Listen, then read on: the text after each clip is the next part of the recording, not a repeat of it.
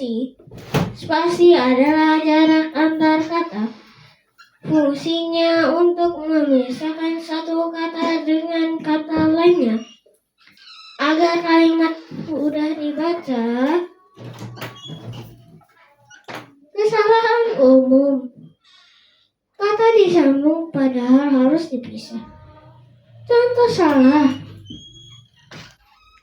Adi pergi ke sekolah. Contoh benar. Dibaca. Adi pergi ke sekolah. Terus. Kata yang seharusnya menyatu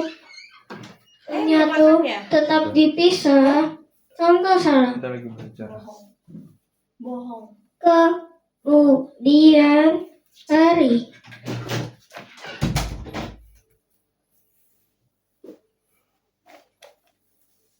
Contoh benar. Kemudian hari. Pengguna huruf kapital. Huruf kapital dipakai pada awal kalimat. Contoh, Siti bermain bola. Nama orang, tempat, bangsa, dan bahasa.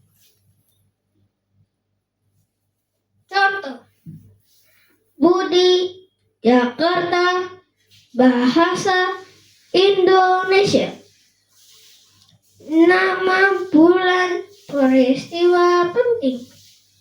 Contoh, Senin, Merdeka. Nama Tuhan dan kitab suci. Contoh, Allah, Al-Quran. Kesalahan umum. Awal kalimat tidak memakai huruf kapital. Nama orang ditulis dengan huruf kecil. Pengguna tanda baca. Tanda baca membantu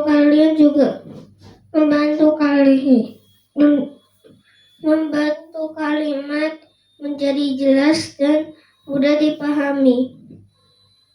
Titik.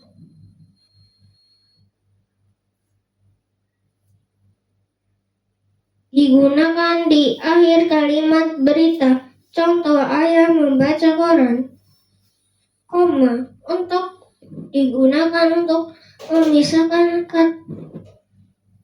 unsur dan dalam daftar. Contoh,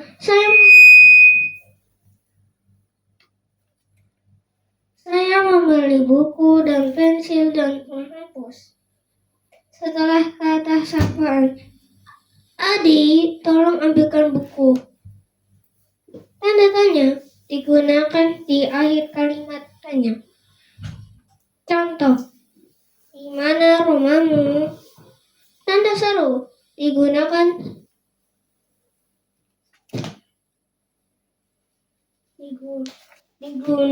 di akhir kalimat. Perintah atau ungkapan emosi. Contoh, ayo cepat. Atau hore. SPOK adalah singkatan dari subjek, predikat, objek, dan keterangan. Ini adalah unsur-unsur penting yang membentuk sebuah kalimat dalam bahasa Indonesia. Bayangkan sebuah kalimat seperti sebuah rumah. SPOK adalah bagian penting dari menyusun rumah itu agar berdiri kokoh dan memiliki arti. Masing-masing unsur SPOK. S yaitu artinya subjek, pelaku atau topik utama dalam kalimat. Biasanya berupa kata atau orang, hewan, dan benda. Contoh, Andi, ibu, kucing. Predikat yaitu Tindakan yang dilakukan oleh subjek biasanya berupa kata kerja. Contoh membaca, berlari, makan. Objek yaitu O. Benda yang atau orang yang dikenai tindakan tidak selalu ada di setiap kalimat. Contoh buku, bola, nasi.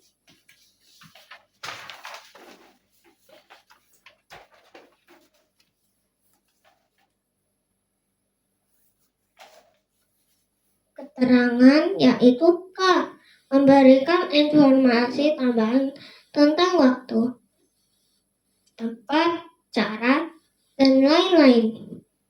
Contoh, di rumah kemarin dengan cepat. Contoh kalimat SPOK. Ibu yaitu S, masak yaitu P, nasi goreng itu O, di dapur itu K. Andi S, bermain yaitu P, bola itu O, di lapangan itu K. Kucing yaitu S, mengajar itu P, tikus itu O. Fakta adalah informasi yang benar-benar terjadi, dapat dibuktikan kebenarannya dan biasa bersifat nyata. Ciri-ciri fakta dapat dibuktikan dengan panca indera atau data atau peristiwa nyata. Informasinya sesuai kenyataan, tidak dilebih-lebihkan. Contoh fakta, sekolah kami memiliki 12 ruang kelas. Siti membaca di buku perpustakaan. Fiksi adalah informasi atau cerita yang dibuat berdasarkan imajinasi atau khayalan penulis. Tidak semua kejadian fiksi terjadi di dunia nyata. Ciri-ciri fiksi berdasarkan khayalan atau imajinasi biasanya ditemukan dalam cerita dongeng atau novel. Dapat berisi tokoh, tempat, atau kejadian yang tidak nyata. Contoh fiksi, kancil berbicara dengan buaya. Naga terbang mengiringi gunung. Saat berbicara dengan sopan berarti menggunakan kata-kata yang baik dan menghargai orang lain saat berkomunikasi. Salah satu cara berbicara sopan adalah memakai 3 kata ajaib. Maaf, tolong, dan terima kasih. Kata ajaib pertama, maaf, digunakan ketika melakukan kesalahan mengganggu orang lain, ingin lewat atau minta izin. Contoh penggunaan. Maaf, bolehkah saya menyinggol? Maaf, saya tidak.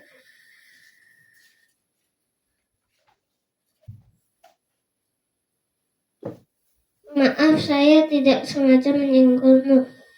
Maaf, saya boleh lewat? Kata ajaib kedua, tolong.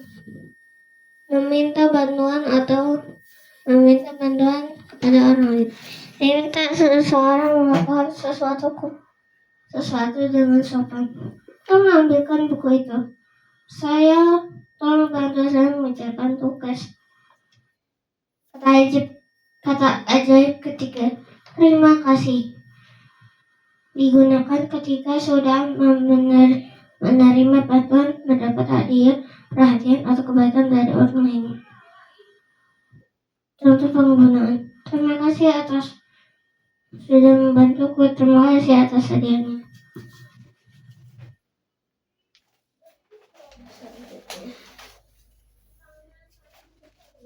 Menata ulang berarti mengurutkan kata-kata acak agar membentuk kalimat yang utuh dan benar dan mudah dipahami. Contoh kata acak, bermain di taman Siti. Kalimat benar, Siti bermain di taman. Ciri-ciri kalimat baik. A. Menggunakan huruf kapital di awal kalimat. Contoh, Benny membaca buku. B. Memiliki subjek dan predikat. Subjek yang S. Orang, hewan, atau benda yang dibicarakan. P. Yaitu predikat, apa saja yang dilakukan subjek. Contoh, S. Ayah. P. Memasak. Kalimat ayah memasak.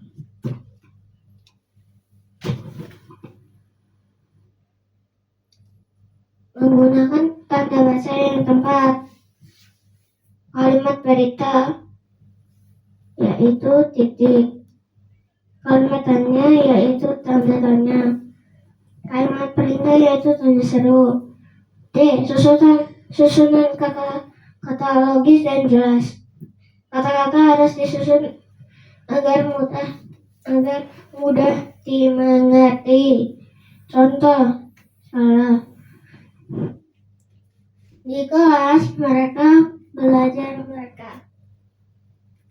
Contoh, benar. Mereka belajar di kelas. Contoh latihan. 1 kalimat ajak. Bersepeda Dina pagi ini. Kalimat Dina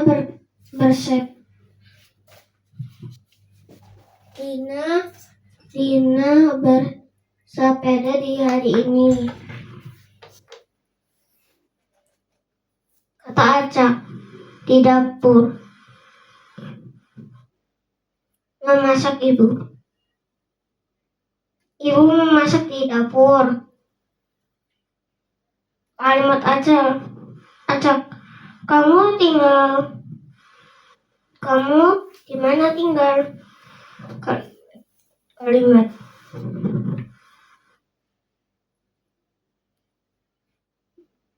kamu tinggal di mana?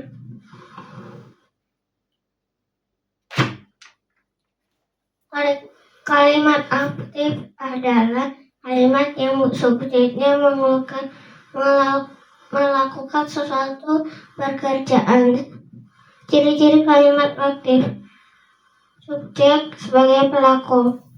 Biasanya menggunakan kata kerja seperti memakan, membaca, memukul, bermain, atau menggambar. Contoh kalimat aktif. Dina menulis surat. Ayah memasak nasi. Budi bermain bola. Kalimat pasif adalah kalimat subjeknya dikenai pekerjaan atau menjadi sasaran tindakan. Ciri-ciri kalimat pasif. Subjek sebagai penerima tindakan, biasanya menggunakan kata kerja atau perawalan di atau ter. Contoh kalimat pasif. Surat ditulis oleh Dina. Nasi dimasak oleh ayah. Bola ditendang oleh Budi. Contoh latihan. Contoh latihan. Adik memecahkan gelas, yaitu aktif. Gelas dipecahkan Adik, yaitu pasif.